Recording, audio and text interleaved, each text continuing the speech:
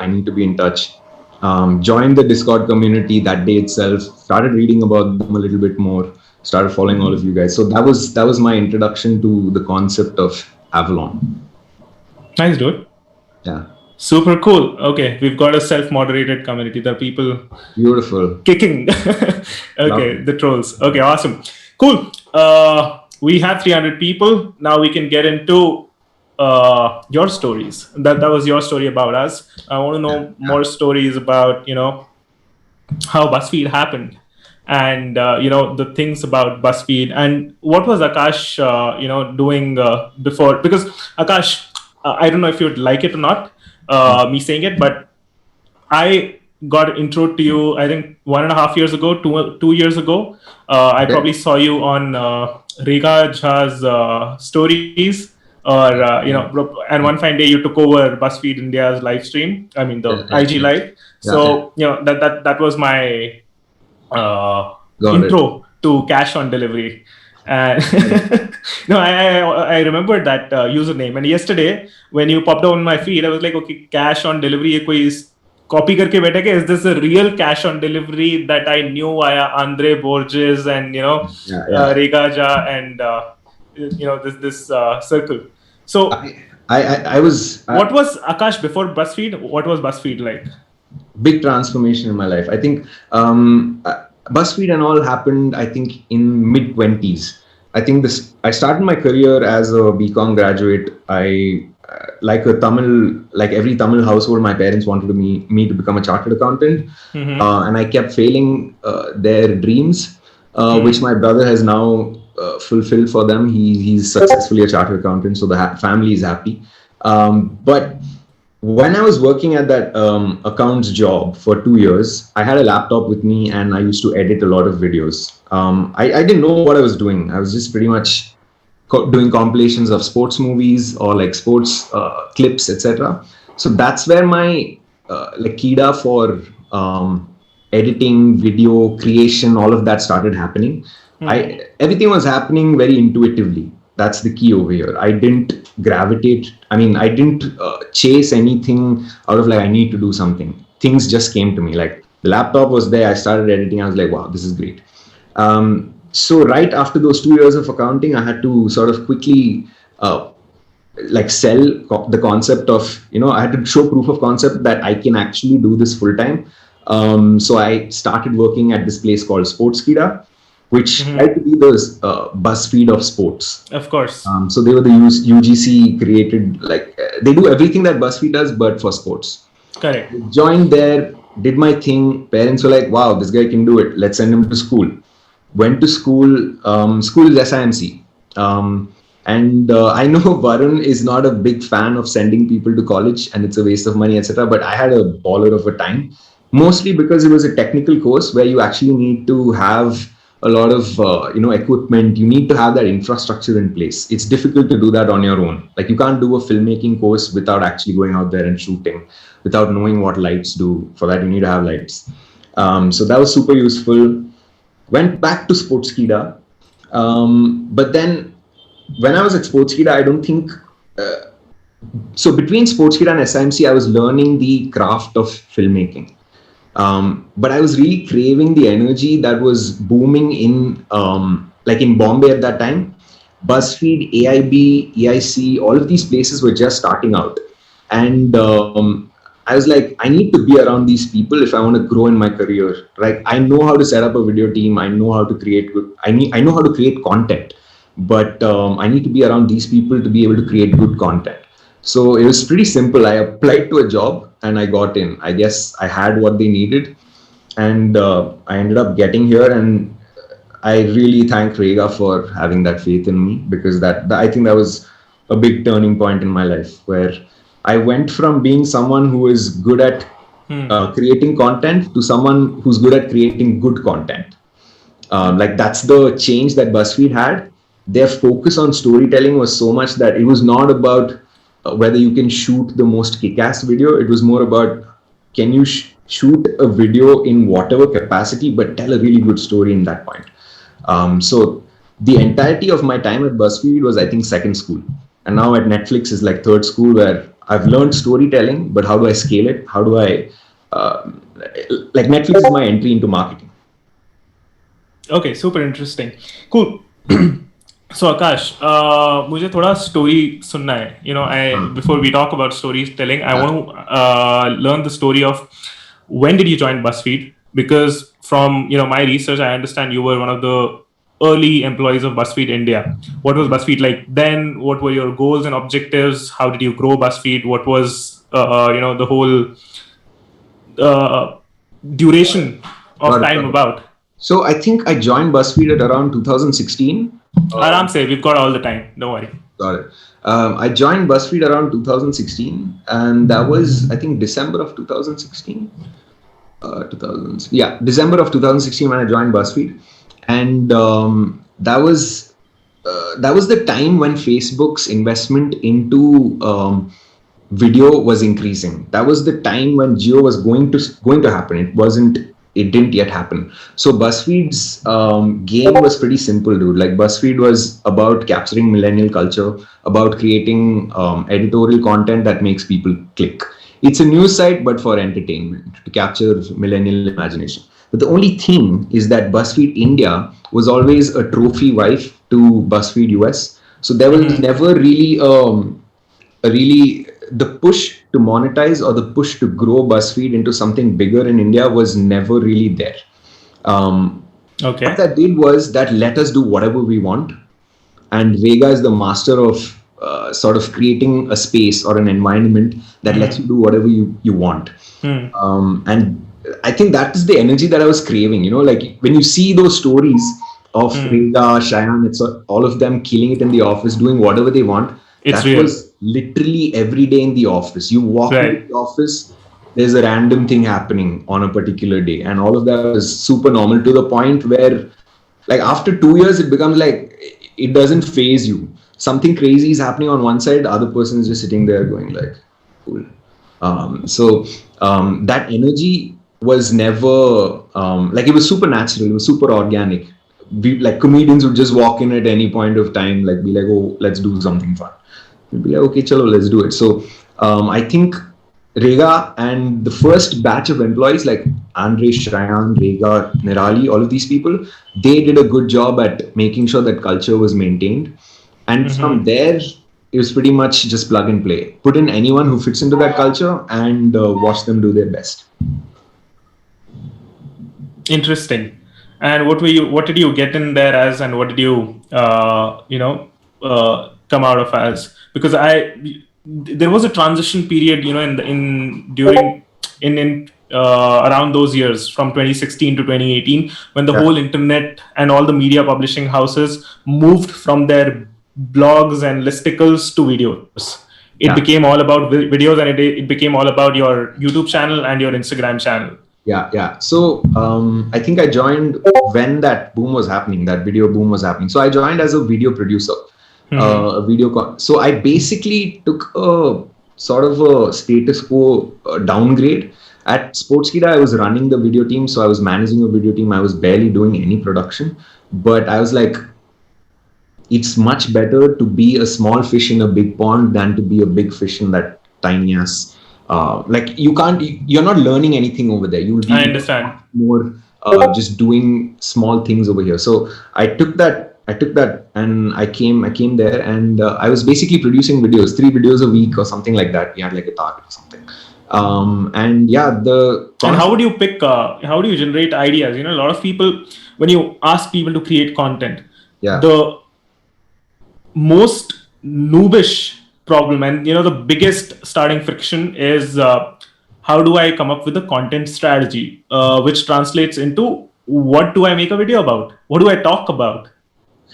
That's super awesome. Like, so basically it's simple, dude. What does the audience really like? How do you find that out?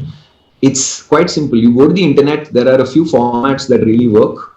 Try and work around those. If you're a content creator who's just starting off, try and get some success in with some basic ass stuff. So a lot of what Buzzfeed does is super basic. There's nothing super complicated about it. How we would go about testing those is through various formats. You can go on Twitter and test one particular idea to see how people resonate with that. And then you can take that tweet, make it a small image on Instagram to see again if it works over there. Then you can create a bigger video out of it, and then you can create a much bigger like production out of it. Simple example is, if you are able to identify what the base emotion of a particular content is, people really miss their moms. And that's true for millennials who have just got a job, who've just moved to a new city or whatever. People really miss their moms. They miss the fact that they won't be getting food on the table. They miss the fact that their clothes are not going to be like in place. They'll have to adult basically. Take that simple one-line concept. What all can you do around it? You can literally do 1 year of content. You can actually create a page called I Miss My Mom and fucking just fill that up in Twitter, TikTok, YouTube, Facebook, everywhere, depending on what the platform like requires. So that's kind of how we would do it. So got any examples? I'm giving you the example of the mom example. Do you got any examples that we can do a screen share of? I think one example was if people know who I am, they'll know that there's this dosa video that we did. It was simple. We knew that the X tries snacks of another X part of the world. Is that the kind of video? That's one kind of video. This one was, we go to 3 different dosa places and we try them out, and we see which one is the best. There are different price points. Why that worked was we kept testing out various foods in simple formats. You know, like dosa is something that biryani. Actually, dosa is top tier of what people really love. Maybe biryani is in that list, butter chicken, little bit, maybe chaat, but Maggi is also on that top list. Like anything we do with Maggi, put out content related to Maggi or dosa, people just eat that shit up. So we're like, why don't we scale this up? Why don't we create a small video about how to make a dosa? That did well. Then we were like, boom, let's invest much more into it. Let's go and create a video where we go to different places, like almost like a travelogue, and then try out the dosas in that place. Boom, again, worked like crazy. So you double down on dosa. You just double down on that base emotion. That's all. Okay. As soon as you're able to identify what that base emotion is, you tap into the various associations that people have created out of that simple that minute concept that could be dosa. Exactly. Okay. Same with Maggi also. And that's the way we would do that is so 50% of our work would be experimental, 50% would be we know what's going to work, so let's double down on that. Every week we'd have like a wins and fails meeting, which I'd never heard of the concept of before. It's pretty spell that. Can you spell that for me? It's a wins and fails. Wins and fails. Okay. Wins and fails. Basic, like how did the week go basically. Correct. In those meetings, we're a data-driven company, but it wouldn't ever sound like we are. You know, the way Rega and Nirali and all would conduct that room, they would narrow down to what was that. Like we debate about content based on how it did, but we talk about the nuances of it rather than it did this many numbers, etc. And then we go down to the base emotion. If something didn't work, also we try and find and sort of exclude or eliminate what was the factor about it that made it not work, and then let's retry with another approach with the same base emotion. So yeah, that was a super simple way of getting shit. Dude, listening to this, I don't think it sounds like a rocket science producing content. You're just testing out 100 things and then you're identifying what works. Okay, let's say 20 things work. Understand what in those 20 things work and double down on those 20 things and make 100 pieces out of those 20 things. If dosa works, then dosa in my whatever. Anyway, cool. The problem is, what with creators is that the fear. Like if something doesn't work, people start taking it personally, including yes. Yes. So it's like rejection. Yeah, if you're able to disconnect yourself from that fear a little bit, then you will start testing shit wildly, and you won't be afraid of putting out stuff almost every single day, even though people don't like it. But yeah, that's simple. Okay, cool. I want to quickly dive into the meat of today's session. Yeah. Future of marketing. And before that, I learned that you want to kind of set the stage by talking about Pixar's guide to storytelling. What's that about? We all know Pixar, and we've all gone through their storytelling course. But what do you have in store for us? And does it have a story as well? No, it's simple. My journey into marketing has been through a storyteller's route rather than a hardcore marketer, or like tactically how do you do these things, etc. Like what is a consumer, what is this convenience product, all of that stuff. Instead of that, I am now going. I mean, I started from the storytelling side, but moving towards that side. But why this is key is because I think to the future of marketing, it's important because there are some variables which are all of the things that you speak about. Like all of the how are people going to consume stuff, like what packaging do they want it in, what's the most effective way to reach them. All of that keeps changing forever, but what doesn't change is the fundamental of storytelling, the fundamental of why someone is willing to pay 1 lakh rupees for a pair of shoes that has a tag sticking out of it just because it's called Off-White. Because Jordans are like, I don't know, the Jordans range from anywhere between 20k to like a lakh and a half. Why are people willing to pay all of that? Is because of the story involved. So that's what I guess I think that people should start paying a little bit more attention to the storytelling aspect of marketing. So I was trying to study what are the fundamentals of storytelling and how do you tell a solid story. And it's simple. It's a 3-act structure. So there's this book or there's this article where this Pixar storyboard animator has put down like a 22 rules of what makes a good story, etc. But I don't think I can touch upon all of those. I'll touch upon the ones that are like super relevant or super easy to understand. Storytelling is most effective when it's universal. That's like the first point. There are 7 basic plot points around which everything revolves. If I have to speak about exactly what those are, it's overcoming the monster, rags to riches, the quest, voyage and return, comedy, tragedy, rebirth. If you take any story in the world, it'll somehow fit into this narrative. And I don't want to go deep into those because it's not super relevant here, but if you're super interested, just go and search for like the universal 7 basic plot points. The second one, which is super important, is the structure of storytelling.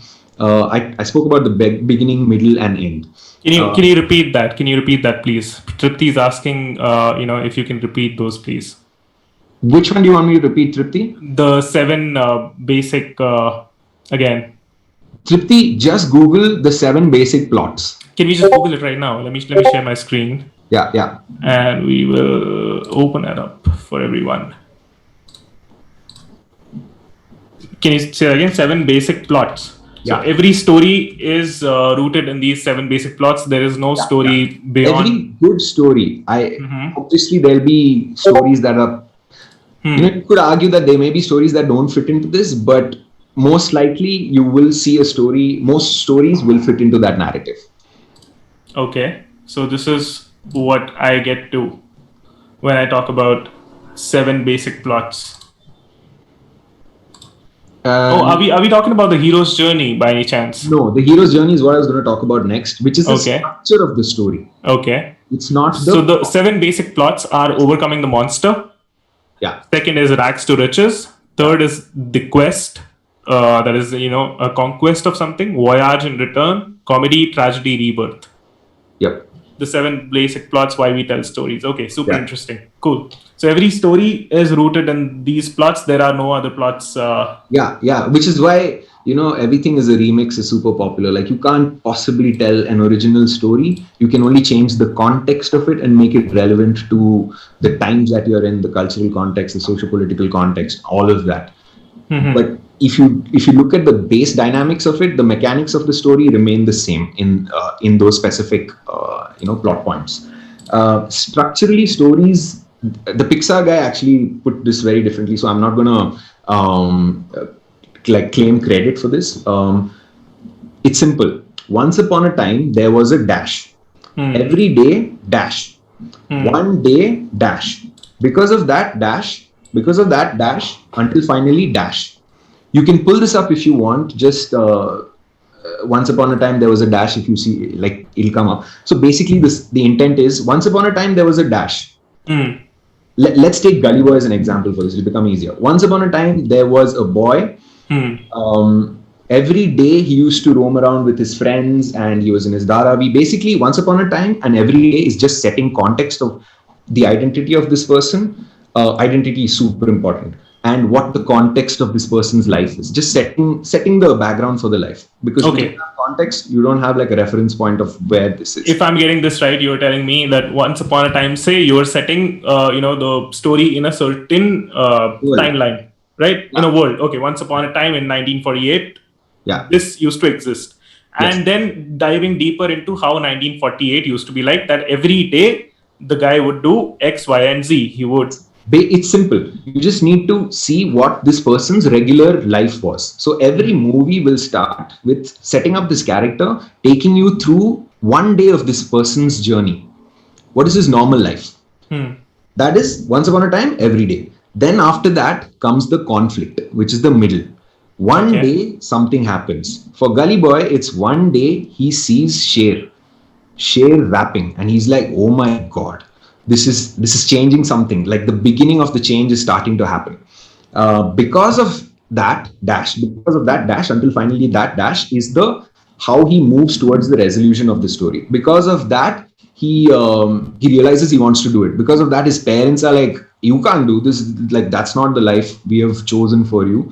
Because of that, he has to fight. Because of that, he has to leave his girlfriend until finally he proves to all of them that he can actually do it. So that's the ending of it. So you take any super effective story, this structure is pretty much followed. And how this fits into even like a BuzzFeed video. We tried this, for example. Okay, we tried this for 30 days. The 30 days is the journey of transformation between, if you take yourself as a hero and you're the person who's trying something for 30 days, you start with setting up this person's world. What is my life like? So we tried this for 30 days video. Okay, let's take an example. We tried keto diet for 30 days. At the start of the video, you would establish what this person is like. What do they consume on a daily basis? So you have context on all of that. Then introduce keto. Then you do that for 30 days. And what are the problems that happen? And then finally, the transformation happens on the 30th day. So what I'm trying to get at is that this 3-act structure, or this beginning, middle, end, and this transformation of a story applies to literally anything. And that's what people really love. I want to quickly just open, the narrative arc because 3-act, in fact, leads to the narrative arc. Here, every story follows this arc. You can see my screen, right? Yep. This is it. This is the intro. Here, okay, in 1948, there used to be X. Every day in his life, he used to do this. But one fine day, a conflict occurs. Out of the normal thing happens. You want to run through this? You know what? There's many different ways of putting this. The Pixar guy did it as once upon a time. This is the 3-act structure: exposition, climax, resolution. Yeah, exactly. So there's many different ways to put this, but the end is this pretty much the same. What they're trying to say is, beginning mein, you set the context of the world. In the middle, something happens. Create a conflict. Create the conflict. Conflict is where the actual second act begins, and then after that, the third act is when it's starting to get resolved, which is the climax. Correct. There's so many different ways to put this, but at the end of the day, it's that beginning, middle, and end. If you want to simplify it to that, if you're going to go into the depths of it, then there are many ways to break the structure down. There's 5-act, there's 3-act, there's 7 acts. But again, even if you break the 3 acts down, you're just slicing 3 acts into smaller pieces. Exactly. You're not adding more pieces. It's not like, okay, 3 acts ke baad 5 pieces aur add ho gaye. Aisa nahi ho raha. You're just, it's the same pie, but you're making multiple pieces of it. Exactly. And then the other thing is, you can restructure some of this, which is what which is why I think Quentin Tarantino is game changing, or even Nolan was game changing to a point where they would shuffle this structure around. They'd make this happen there, that happen here, and people be like, what's going on? But then it'll all make sense at the end. So that's basically what the structure of it looks like. And how this fits in an ad. If you think about marketing, sometimes you don't need to do the context setting. You can start straight with conflict. And immediately go into resolution, climax. So that's what a lot of ads do. And that's what, like, if if you think about the future, short video is the future, right? That's what a lot of short video is also going to do. Like start straight with the conflict and move to the resolution quickly. But I still haven't figured out what structure TikTok follows, or like how people tell stories on TikTok, because but so those are the first 2 points. The other few are super important. I think I'll quickly touch upon them. Purpose, the purpose and the intent of who is telling the story. Why are you the right person to tell the story? It is so underrated. The reason why I bought into Varun's DG ego and didn't think what a psycho was because when I started reading up on him, I was like, everything matches. Like it's super congruent. He's it's a consistent story. Yeah. His purpose is earnest. He's super earnest about it. Why was Ranveer Singh the perfect person to play that for role? Gully Boy? Because he raps, because he believes in that culture, so people can buy into it a lot better. So that purpose is super important. I've added context also, because I think context, which is why I think we'll come to it later, the psychology and anthropology aspect of it. But context, cultural context, socio-political context, what school context, all of that is super key in being able to tell a successful story. You can tell stories, people just won't watch them. If you have the context, everything aligned to what people are primed for, then boom, you're gonna kill it. You need to explain this further. You need to simplify this for the audience. What you just said. I'm trying to simplify. Okay. इतना समझ गए कि intent and the purpose of the person who's telling the story is important. Yeah. And it should be traceable back. You shouldn't be telling multiple stories. I'll tell you context-wise how successful storytelling depends on context. Parasite is the, I think, cleanest example of why context is relevant. Socio-political context is the divide between the rich and the poor is going on increasing. Okay, that's one of the reasons. Again, it's a super simple, basic plot that he's used. Okay. Second is, what is the socio-economic, like what is the cultural context around Korean culture being exported to the world right now? Korean culture is, I don't know if you like if the audience is super aware, but we're talking about K-pop culture and the e-commerce that happens there. There is live stream e-commerce that happens predominantly in China. But yes, what else are you hinting at? What I'm hinting at is basically Korea, the way they've positioned themselves in the world is they started getting out of a debt through culture. They started exporting culture. Dynamite or BTS, all of these things started blowing up because Korean culture is being accepted everywhere else. So that is also another reason. That's you see what I'm saying about why that context is also key in being able to tell a good story. I remember a Korean band did an IPO recently. Oh, is that EXO? I'm not sure. But people say go ahead. That's something to keep in mind, right? Like to know what the world is watching, what is the stage set for your story. Think of Gully Boy. The rap scene in Bombay was on a rise, and they hit it exactly at the time when it was at its peak. Now it's part of popular culture. From a subculture, they've graduated through Gully Boy to popular culture. So that context of it is super key in being able to tell a good story. And then context, also I think you'll have to have like packaging context. Like you can't tell, like if the world is consuming TikToks now, you can't write an article about why your mom is so amazing. I mean, obviously it works, but you're going to be successful if you are in with what the world is doing right now. Finally, I think it's the emotion of the story. If you're able to evoke some form of catharsis in a person, whether that's laughter, tears, or some sort of pain, you're able to connect, boom, there's going to be the story is going to be successful. Like people are going to buy into that idea. I think there are some more, but I'm like, this is itself a bit enough at this point. If you want to read more, just go read the 22 immutable laws of branding. Or what are we talking about? 22 Rules of Storytelling by this Pixar guy, the guy who wrote it. Okay. He's a Pixar storyboarder who's kind of put these points down as to. Dude, Pixar's recently rolled out a free storytelling course. You might just as well check that out. It's very consumable. Yep. What they've nailed is obviously 50% of their job is to tell a beautiful story. I mean, tell the story beautifully, but 50% is able to nail that story. And every story is so basic. It appeals to a particular emotion, and that does the heavy lifting. The beautification, though, obviously that's such a big factor, but it only adds more value to an already existing beautiful story. अच्छा Akash, एक बात बताओ, how does all of this tie into the future of marketing? Because that's the bigger picture that we came here for. So the reason why I think that ties in, like I think I touched upon it right before getting into the storytelling, is because at the end of the day, human beings, technology will change, okay, but human beings are not going to be able to evolve at the pace at which technology evolves. So the storytelling, the core emotions, all of those things are going to remain same.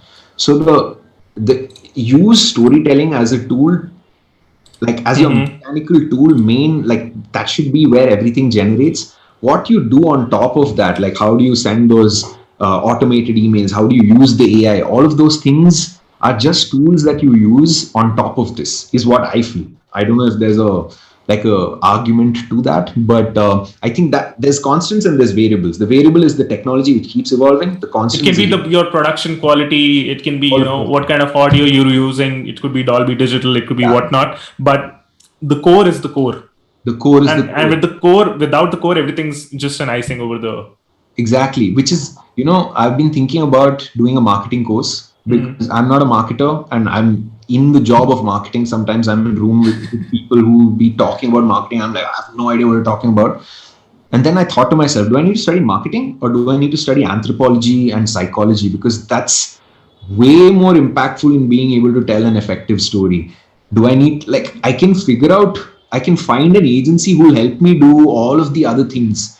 But what is that core fundamental, how do I crack that? I need to be stronger in psychology, anthropology. In fact, I have seen in one of my agencies, they have an anthropologist working in their creative team, which I thought was super cool. Can we define anthropology? Anthropology is the study of different cultures and how they behave, or what is it? I think anthropology is... There was a time, my best friend wanted to be an anthropologist right out of school. Go ahead. I think this guy, I think Yuval Noah Harari, the guy... Of course. He's an anthropologist, right? I would call him a historian, but okay. I think he's it's basically the study of human history is what I think it is. The reason why I think it's relevant is if you're trying to predict the future, if you're trying to predict what people are going to be into, it's important to know the history of what people have been on. So once you know the trends between what they've been on for the last 2000 years, it's probably easier to track where it's going to go. With the rate at which technology is moving, I don't know if it's going to be that easy to predict, but I still think there is a case to be made that anthropologists should become a very important part of marketing teams. Perhaps even psychologists, because psychologists understand the human psyche, they understand what gets people going. Why would someone click on this particular video? All of those things come from psychology. So, where have you seen this happening? Are you telling me that there are agencies that are actually looking out for anthropologists on their team? Not as of yet. It's just a coincidence that you saw happening. I've seen it. It's very anecdotal at this point, where I've just seen one person like that. Perhaps it's started to happen a little bit more in the UK. There's this agency called Social Life, who I know, I think they do some of this, where they have anthropology team, etc. But I think it'll become part of the future. If it should become part of the future is my hope. If I have to start an agency, I would have an anthropologist and a psychologist instead of hiring a marketing team per se. So yeah, that's my hope. I don't know if it's going to happen. Okay. Cool. Moving into the next thing. Akash, while we were talking about personal brands some time back, I held the opinion that, okay, everyone should have a personal brand. You were able to reason it out. You were able to reason it out and you were able to link it to the future. You were like, everyone in the future is going to be a creator. Why is that going to happen? I mean, of course, I have my reasons, but how do you look at the thing? I reluctantly look into it. Sometimes I feel like it's really hard. It takes a lot of energy to build a personal brand. But if you do build a personal brand, you are ahead of the curve already. Like what you are doing, what Varun is doing, all of these people, the reason your company is probably getting a lot more eyeballs is probably because you're building your personal brands as well. People are able to know, oh, Varun is good at this. You've bought into the idea of who this person is. So I guess that's one of the reasons. But secondly, take TikTok for an example. Why it blew up was, one is because of the algorithm, but the more important thing is the app allowed everyone to become a creator, irrespective of who you are, what your production capabilities are, everything. It gave you the power of filmmaking in your hand and all the effects, everything. So it took creativity, like it took anyone who even thought they could become a creator and like fast forwarded that process by like super fast. And so now that's not going to change. I think Gen Zs, all of them are going to be like, मैं तो creator है, मैं कुछ भी बना देगा. So if that culture is already started, I don't think it will stop. People find a way to, I think Varun used this example of like expression economy. Everyone wants to express themselves in some way and they'll find a way to do that. Take my influencer agency for an example. Okay, they are going to reach a point where the big influencers, people above millions, etc., you may be able to track them, you may be able to personally manage them, but there's going to be hundreds in the like 100 to 500k range, which is already happening. You're not going to be able to track them so simply. The influencer agency model also needs to evolve to a point where that becomes sort of automated or like scalable in some way.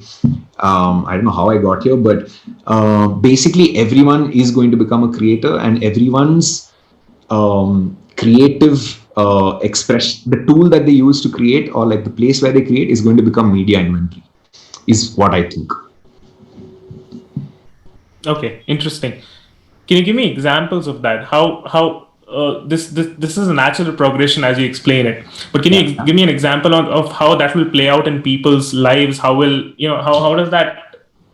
This is a very social. This is a social commentary. How will that affect individuals, and how will individuals' priorities change based on that?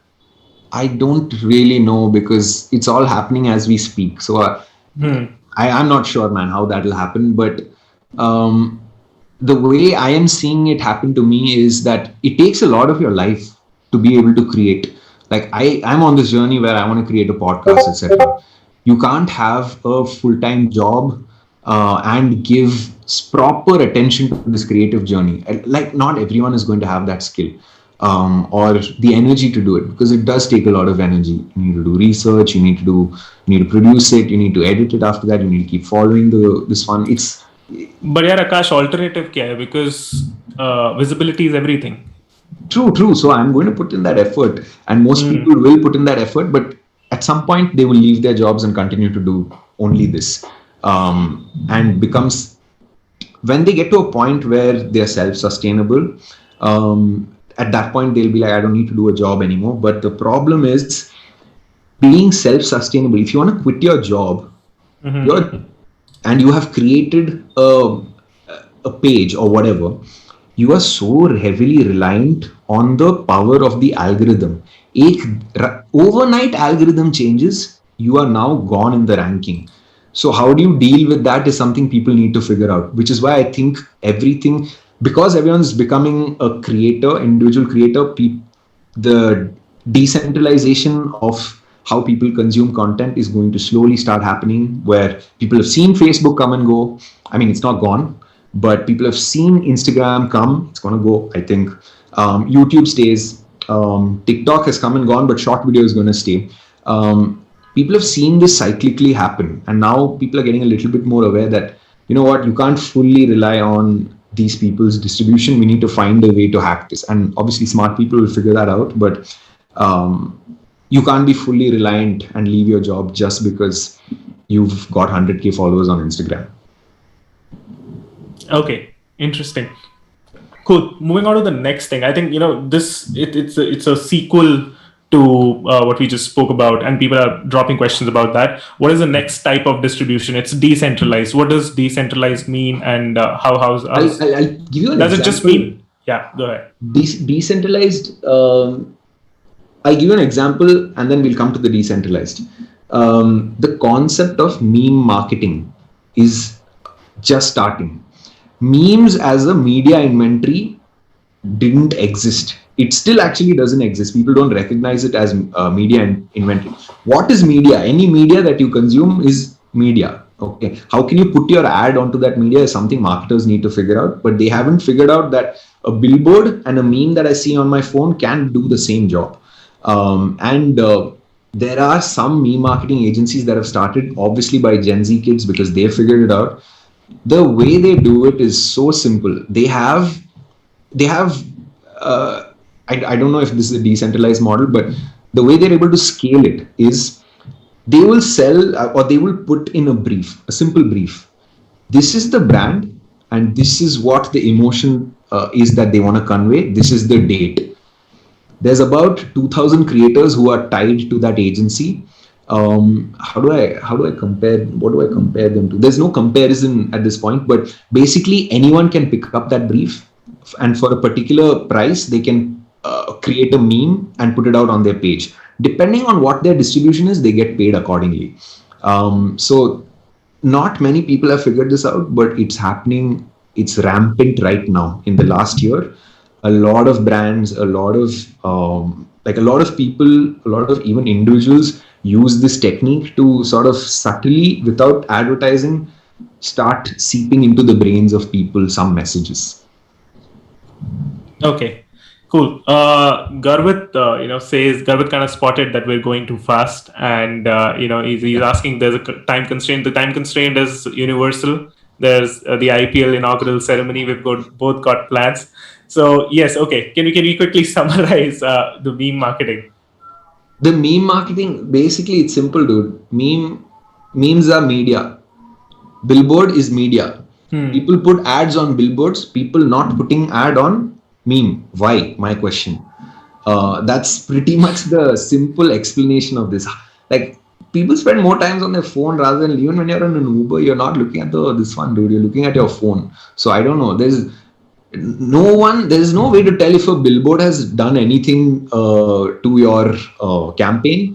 But when it's a meme, people are like asking, like, what has it done for your campaign? So indeed. And Akash, even though you don't want to talk about Netflix, that's like a disclaimer. Akash cannot talk about Netflix, but Netflix and Prime Video, they've cracked meme marketing. And this popularized by influencer marketing. Meme marketing can be the post, and it's amplified by influencers. The content platforms are already doing that. The brands need to catch on. Exactly. I think a few brands will catch on, but it's harder for brands to catch on because when you're creating content, Netflix creates content, Amazon creates content, that is culture. It's easier to make culture part of the, like zeitgeist. It's harder for me to sell a toothbrush in a meme, dude. It might be easier to sell cred. It might be easier to sell a mutual fund. You can figure it out. There's money, all of those, like thematically, you can figure out how to do that. But there's just some products which absolutely, I don't think you look stupid if you start meme marketing those products. But there are boring industries as well where you cannot do much. And, this mostly happens to be B2B. But there are people who are making B2B interesting as well. Anyway, cool. Akash, can we throw the floor open to Q&As? Sure thing. I don't know how this is going to go, but let's see. Okay. IPL dekhna hai. That's the first question. Okay. Is creative cinematography going to be used in ads in the future? I think so. See, visuals create emotion. I think visuals are super strong. Like if you have a strong visual, there's no alternative to a really strong visual. So I don't think that's going to change. The way they capture it might change. People still need to see. Eyes to hai na. So I don't think cinematography is going anywhere. But No, he's asking, is creative cinematography going to be used in ads in the future? As in, is it going to be the new norm? And will that really affect the core, or the core is still storytelling? By the way, guys, if you want to ask questions, use the Q&A tab. Don't comment on chat. I think so. I don't think cinematography is going anywhere. Like whether that's building those virtual production sets, that also requires a certain level of understanding light, this, that, and all. So I don't think that's going to go anywhere. But how you get that visual might change. So I'm not sure if I answered the question, but I don't think it's going anywhere. Okay, cool. So it's staying. And it's going to be used in the future. I think that would be the answer, and it's going to be used in the future in bigger volume, because that's a differentiator. Not every brand is able to use this in the present. Second question: if everybody is going to be a creator, then who's going to be the consumer? The non-creators? Good question, dude. That's why I have not created till now, because I've been like, dude, if everyone's a creator, what's going to happen? I don't know. I just think that there's too many people in the world that we think that everyone's going to become a creator. And I falsely probably said that everyone's going to become a creator. But I think a very large number of people, or a very large percentage of people, are going to become creators. But the rest of the population still will be consuming, is what I think. So my bad. I shouldn't have said everyone. I should have said a larger volume of people will become creators. Everyone's going to feel the need to be a creator, though. Yeah. The urge is going to be there. It's still there. Okay. Which industry do you think isn't suited to meme marketing? I think convenience products, like very basic fundamental convenience products, toothpaste, salt, all of these things. I'm not sure they need to do meme marketing in general, and it'll also look kind of odd if you're creating. I mean, you can make a really cool campaign out of it. We can figure that out, but it won't serve the purpose of like there's no need to do it. Okay, can you give me an example of these brands? Because I'll tell you why. A salt company does not need to become part of culture. It is already part of people's lives. They don't have an inherent need to, like, arey, karna hi hai. If you don't put salt in your food, you will not eat the food. You'll throw it. So, like, these basic as fundamental things, I don't think need to do any sort of meme marketing. But dude, I think Amul did a good job of it. Amul did. Yeah, I mean, it does help differentiate the product. But if you think about it, is Amul just butter? Because I like when you said Amul, and when I imagined the meme and all the iconography. The girl, yeah. I think I immediately thought of butter, but they do milk and everything else as well, right? So probably you're right. I just think it's not necessary. Okay, people create different content, right? Let's say there are two. One creates sports content, and other creates some other niche. They are each other's consumer. Okay, this is not a question. Okay. Are they each other's consumer? Okay, that's how. That's another way this can work. If I'm creating X content and you're creating Y, we can always consume each other's content. Yep. Cool. You mentioned the term media inventory while explaining meme marketing. Can you throw some light on that? What does media inventory mean? This is one word I've learned after joining Netflix and after getting into marketing. Inventory is what? Inventory is like in a shoe shop. Inventory is the shoes. The inventory is inventory when you're playing a game. Exactly. I guess like your ammo, it becomes part of your inventory. All of that, like just your stock. What is the stock basically? And you buy inventory. You buy media inventory where you can place your ads. So all of the billboards and all of those things that you see outside, all of the ads that you see on TV, without the ads, they're just plain this ones. That is called inventory. Is how I have understood it. Okay, your toolkit basically. Yeah. Okay, this, I don't know if you're going to answer this or not, but I'm going to put this to you anyway. How does a budding filmmaker or a storyteller creator get the attention of brand like Netflix and such platforms and pitch their stories? It's actually quite simple. We have a very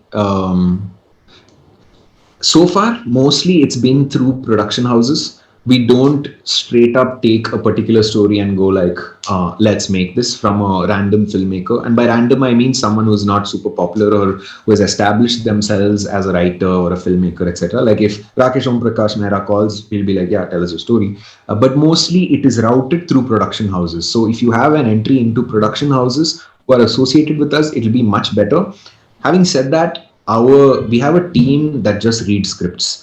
So there is an email ID which I can send out to you guys, and you can send in your scripts onto that, and someone or the other will read it and decide whether that's a story worth telling. And if it is, then they'll get in touch with you. Okay. For someone who wants to start his personal brand, 3 steps or 3 tips for the creator. Oh God, simple. Listicle. It's about the purpose, dude. What brand do you want to start? If you are someone who believes, I don't know, it's about who you are as a person. That's what branding is. So it needs to be super true to who you are. If you're someone who really believes in, like, take me for an example. Okay, I am super curious about the future. I'm trying to build a brand around myself as a person who's curious about the future. My first step is finding someone who is in that same zone, brainstorming with them, figuring out what is the need. Are there more people like us? What would they like to consume? And then I figured out there are many people like that. Let's start a podcast where 2 of us discuss what the future is, bring in people. So that's one thing, I guess. Most important is figuring out who you are as a person, and then everything else will become a little bit more easier. The other things are, to build your personal brand, I guess you need to figure out how you want to do that, whether it's through images or videos or whatever. How do you want to communicate those messages to the world? Those are all very tactical stuff, but also important because that communicates who you are as a person. If you're someone who really writes nice articles and presents it so beautifully like Rega does, that brand is sort of created in your head as who Rega is. If you're someone like Shayan, he creates videos, but Varun also creates videos. There's such a big difference, right, in the way they both create. One is super quirky. All of those, like who you are as a person and what you want to convey, all of that needs to breathe into every single aspect of your thing, whether that's the caption, whether that's the actual content. Yep. Being a technologist, I can say we are aware of what we are feeding in the brains of the people with AI and all. How do you see that will affect content creating community in coming years? मेरे को मालूम नहीं. I'm just straight up saying. I have no idea. I had put down stuff that I wanted to. Those are the things I'm curious about, but I have absolutely no idea. I don't know where AI is going. It freaks me out, which is why whenever I listen to like Varun or you guys or like any of these podcasts where you're speculating about the future and talking about how AI is going to destroy the bottom layer, I'm like, my brain explodes and I'm like, I don't want to see this world. People are going to be dying. Like, my point is, it overwhelms me because the impact that it'll have, the trickle effect that it'll have on so many different things is super overwhelming. Like, I get super scared when I think of AI. Okay, cool. Sorry, I didn't answer the question. I just gave emotions. That's okay. Okay. One of the last few questions. Is digital real estate still the most valuable? Thoughts on traditional media? Is virality of a campaign measurable and trackable? No. I think No. he means. I don't think virality of a campaign is crackable. You can't measure it, but you can feel it. That's the only difference. Like, you know when something has gone viral. There's times when you see something has 10 million views, and there's 2 things that has 10 million views, but one of them would have created some sort of a conversation. You would have heard about it a little bit more. These things, it's not measurable, and I don't know how to like articulate it, but it's definitely there. You can feel it in the air. Sounds super floozy, but it's true. Hopefully some anthropologists or psychologists will be able to answer why that happens, which is why I think I should study psychology. Sorry, what was the first part of that question? Just a minute. What digital inventory is digital real estate? Basically, the spots on the feed. I think that's going to rise and rise and rise as we start using more and more. Like, you will know more about this. It might not be as valuable as it will be in future. This is, the prices here are only going to rise. The ad costs are only going to rise. Is that what you're saying? that's my response to the question. He was asking if it's still the most valuable. Okay, got it. Depends, no? Like in like traditional media, all your if you're considering like out of home, I think that is going to go down, no? Because at least with COVID, it's gone down like mad. But like TV and all, I think it'll continue to like generate revenue, some form of it. Acha, chalo. Last question. Social Dilemma. Have you watched it? What are your thoughts on it? I watched it as someone who has, so when I first watched Social Dilemma, I was like, did you not know this? Like, what are you doing? How do you not know this? Like, it baffled me that people didn't know all of this. Like, when people's minds were being blown, I was like, bro, क्या acting कर रहा है? तुमको तो पता है ये हो रहा है. Like, why? I guess they packaged it really beautifully, and they told the story very impactfully, which is why people are like, oh fuck. But then what's so ironic is that people are immediately going on Twitter and Instagram and being like, watch it right now. I'm like, you're doing exactly what like the movie showed. Yeah. So I was like, I don't know. There is no way around it yet because we are stuck. We've bought into our network. We can't just break out of this network and run away. I don't know how that's going to happen, how that decentralization is going to happen, where Google will be like, okay, we don't own all the power. Okay, YouTube, we don't own all the power. Facebook doesn't own it. But how that transition is going to be tricky. And it's still a concept. I don't see even traces of reality that we're going there. Even if there are people building similar products, there is no adoption. Okay, cool. Chalo fair, Akash. Thank you so much, man. A good one. Yeah. Thank you so much, audience. This lasted an hour, and now we're both gonna switch our screens and get glued to something else. This was a nice session. Thank you so much for gracing us. Last question: is there a recording available of this? 100%. No worry about cool. it. Thanks. Okay. I'll use that as on my feed and all. I'll put some gyan out. Okay, cool. Thank you, audience. Thank you, haters. Thank you, lovers. Thank you, Akash. Take care. Good night. Have fun. Cheers. Bye-bye.